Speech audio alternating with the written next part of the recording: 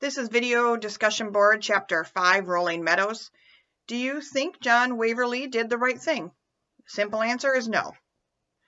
The rest of the story is you are John's peer from school, and he has called you and shared this story with you. What ethical and/or legal issues might be involved? What thoughts or advice can you share with him? I'll be honest, my first thoughts as John's friend would be to tell John to seek legal counsel immediately. He's already verbally informed the student why she did not get a job offer. The damage is done. I would then discuss the following concerns with him related to Rolling Hills ethical issues. For legal implications, it would have been better if John, if he would have not said anything to her about being attracted to her. If he would have simply not offered her position and no position was guaranteed, then there would be no case for sexual discrimination. It became a problem when John told her that the reason that she was not getting a job offer was that he was attracted to her, and he felt this attraction was reciprocated. His adherence to the hospital's mission statement, ethical standards, and value statement. In this case, the hospital doesn't tell us an exact mission statement. It does reference family values, and therefore having an attraction to anybody besides your wife would be frowned upon. The Rolling Hills serves as a community that is considered itself to be family-oriented, religious, and conservative. It's most likely the board of directors and/or the community would require him to be replaced based on his sexual discriminatory comments towards a student. Adherence to professional codes of conduct or ethical conduct. I do not believe John followed the professional code of conduct. He did not seek to prevent discrimination based on race, ethnicity, religion, gender, sexual orientation, age, or disability. If John had told her that she was not going to get a job offer without any reason, then it would have been better for everyone involved. Organizational implications. This would depend if John followed all the official conferences and business traveling policies. There also needs to be ensured that John did relate to the student. How John related to the student would be correlated with how everybody else in the community or in the company relates to their other students as well.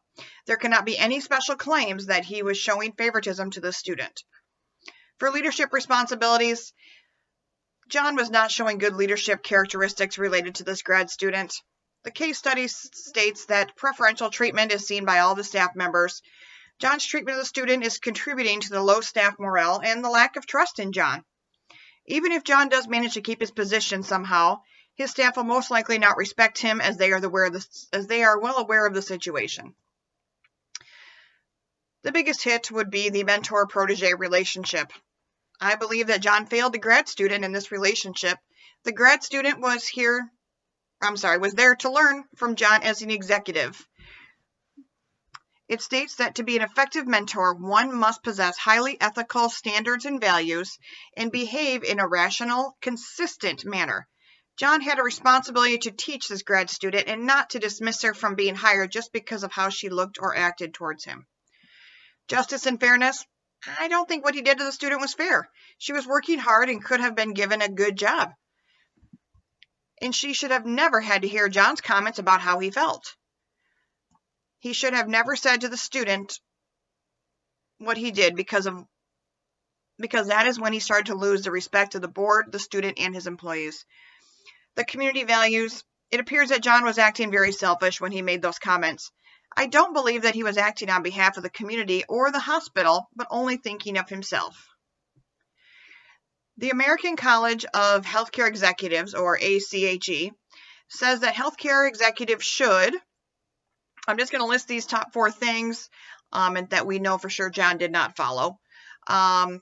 Investing in the community by providing employment opportunities to community members.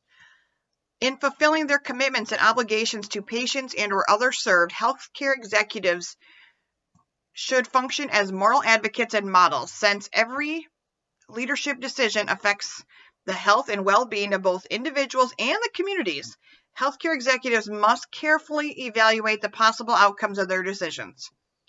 Being a model means that decisions and attractions will reflect personal integrity and ethical leadership that others will seek to mirror. Refrain from participating in any activity that demeans the credibility and dignity of the healthcare leadership profession. Now, taking all that information, and I can use the toolkit provided, we can review the ethical decision that needs to be made. Step 1, we're going to recognize the background. So what are the facts of the situation? John's a CEO of a hospital in a suburb of a metropolitan area in the Midwest. John hired a bright, ambitious post-grad student.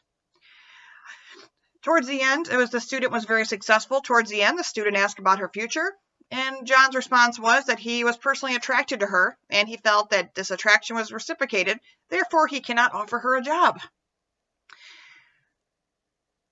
After this decision, the board was wanting to discuss the appalling situation and possibly ask John to resign.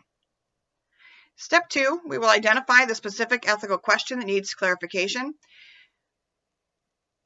The question is, was John being fair and professional when he told the student that because he was attracted to her and he believes that if they continued to spend time together, it would turn physical?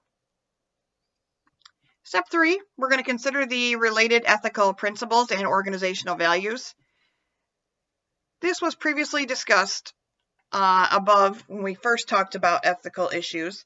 In this case, they do not tell us at the hospital mission statement, and it does reference family values though, and therefore an attraction to anybody besides your wife and having sexual discrimination towards a student would probably be frowned upon.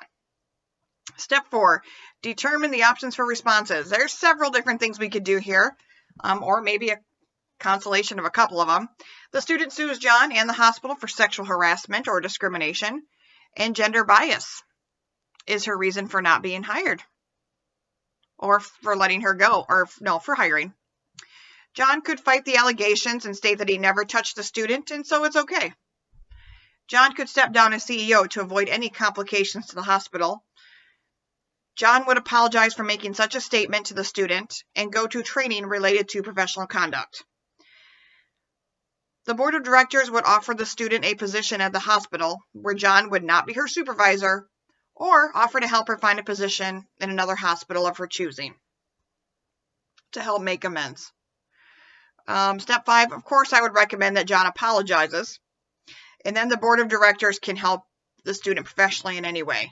John does need to take responsibility for his actions, and knowing that was not an appropriate mentor-protege relationship that he was hoping or working on there. Anticipate the ethical conflict. Well, John's reputation is damaged no matter what the outcome. He has shown preferential treatment to a student and then said he wouldn't hire her because of his attraction to her.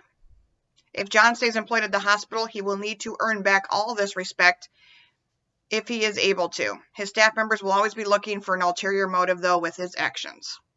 Unfortunately, John should have never made those statements and most likely will have to relocate or try to win their respect back. Sorry it's so long, but there's a lot of information to get out.